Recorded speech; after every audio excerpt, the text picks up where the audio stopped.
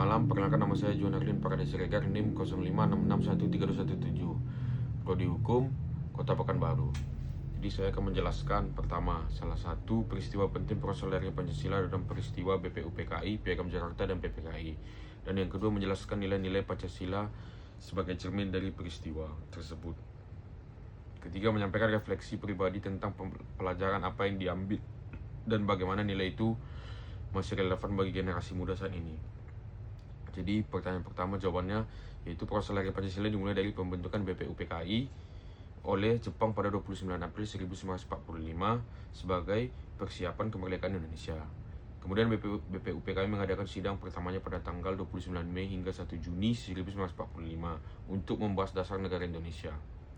Dan Soekarno menyampaikan pidatonya pada tanggal 1 Juni 1945 yang dikenal sebagai lahirnya Pancasila dengan 5 prinsip dasar negara.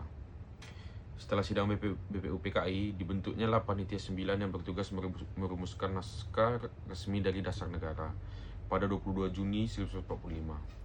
Panitia 9 menyusun Piagam Jakarta yang memuat rumusan awal Pancasila dengan 5 sila, termasuk keutuhan dan kewajiban menjalankan syariat Islam bagi pemeluknya.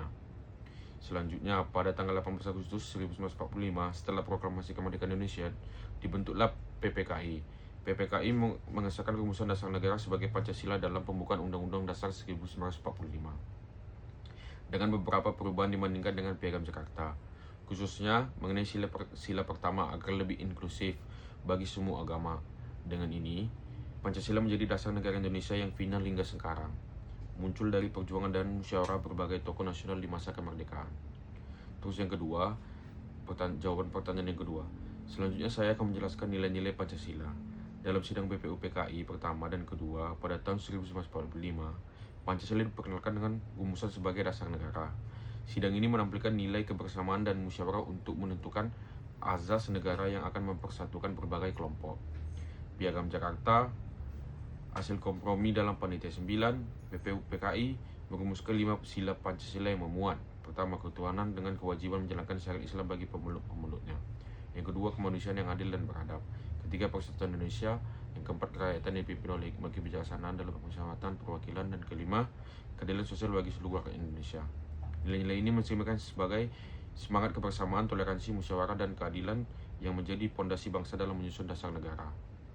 Jadi jawaban nomor 3, pelajaran yang dapat diambil dari nilai-nilai Pancasila. Yang pertama, persatuan dan toleransi. Bangsa Indonesia yang beragam suku, agama, dan budaya dapat bersatu dan saling menghormati. Yang kedua, musyawarah dan demokrasi. Pengambilan keputusan melalui diskusi bersama dan menghargai pendapat banyak pihak mengajarkan pentingnya demokrasi dan cara menyelesaikan masalah secara damai. Yang ketiga, keadilan sosial. Nilai keadilan mengingatkan generasi muda untuk peduli terhadap sesama. Terus yang keempat, yang terakhir, ketuhanan dan moralitas. Menghormati nilai keagamaan dan menjalankan kehidupan dengan budi pekerti yang baik agar menjadi pribadi yang bermoral dan bermanfaat.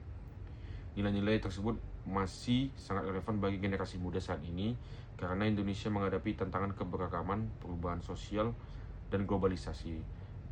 Generasi muda sebagai pemimpin bangsa perlu memahami dan mengamalkan nilai-nilai Pancasila agar Indonesia tetap kokoh dan berkembang dengan baik dalam era modern ini.